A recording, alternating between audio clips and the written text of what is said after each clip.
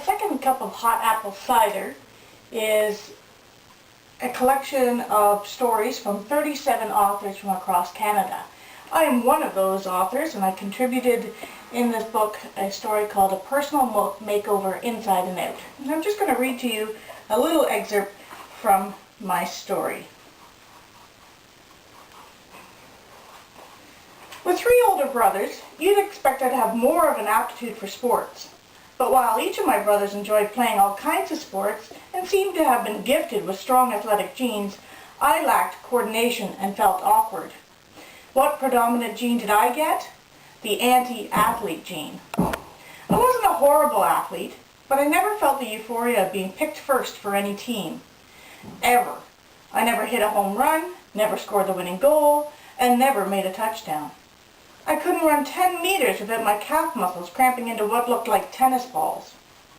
In grade 8, I signed up for shot put, just so I could say, for once in my life, that I was part of the track and field team. Don't even get me started on how badly I threw a frisbee. Consequently, after I left grade school, I stayed clear of anything that had to do with sports or unnecessary athletic activity. It wasn't until I discovered that I was 3 weeks pregnant with my first child at age 27 that I began to think about changing my anti-athlete ways. I wanted to set an example for my baby, something more positive than being a stay-in-bed mom.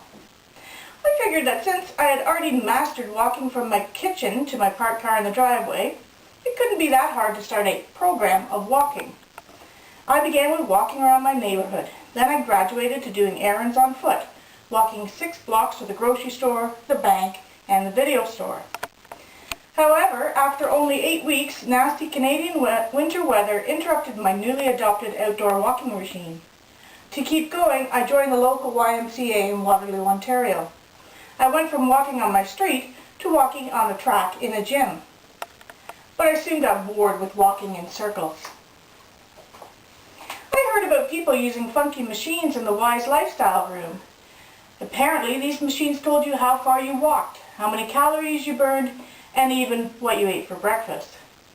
So I dared myself to venture into this room so I could go further on my journey into the world of fitness. However, my initial expedition didn't last long. After 5 minutes on the Stairmaster, with my lungs burning and my face plum purple, other patrons begged me to step off for fear the pregnant lady might just give in to morning sickness right then and there. But I was hooked. I snuck back in every day to try not only the Stairmaster, but the treadmill and the elliptical thingy too. I learned that elliptical trainers provide a low-impact way to stimulate walking while also working your upper body. In a few weeks, I was able to walk a mile in under 20 minutes on the treadmill. Soon after, I found I could let go of the handles for seconds at a time. Then I realized I could lift my head, so instead of watching my feet, I could look forward and see what was going on around me. I then noticed other, more perplexing equipment at the far end of the room. People were doing what was called strength training. This concept intrigued me. I started taking group courses and learned all about strength training, what I could and could not do while pregnant. I became well versed in all the contraptions available to tone this part of the body, shape this part, and send that part to another province.